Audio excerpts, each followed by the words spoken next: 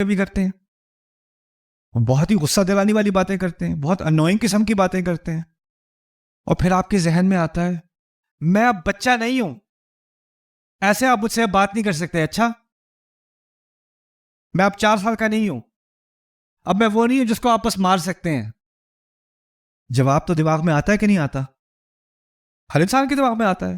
یہ مسلمان ہونے سے آپ کا یہ غصہ غائب نہیں ہو جاتا. اللہ تعالیٰ کہہ رہے ہیں کہ جب والدین جب اس قسم کا آپ کی انا کا امتحان لیں گے نا، تو اس وقت آپ نے اپنے پر کیا کرنا ہے؟ اپنے پروں کے ساتھ انہیں گرانا ہے نیچے، اور گرانا ایسے جیسے آپ کمزور ہوں. لیکن حقیقت کیا ہے کہ آپ کمزور ہیں کہ نہیں؟ اس عمر میں اصل میں کمزور آپ نہیں ہیں، کمزور وہ ہیں. لیکن ایک ہوتا ہے ویسے میں پر اٹھا سکتا ہوں، لیکن کیونکہ قرآن کہہ رہا ہے نا تو میں ابھی گرا رہا ہوں پر. تو یہ جناح الذل نہ ہوا.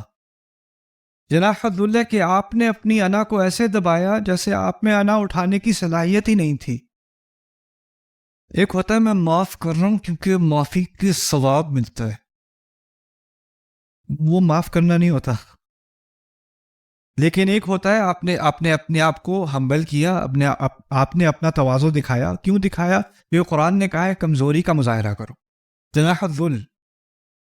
اور اتنا بھی بات نہیں تھا، پھر کہا من الرحمہ. من الرحمہ، من الرحمہ کے 3 معنی ہیں. من الرحمہ کا ایک معنی یہ ہے کہ آپ کو اللہ کی رحمت چاہیے اس لیے آپ کر رہے ہو. من الرحمہ کا دوسرا معنی یہ ہے کہ انہوں نے آپ پر رحمت کی تھی تو اب آپ کی باری آئی ہے، آپ ان پہ رحمت کرو.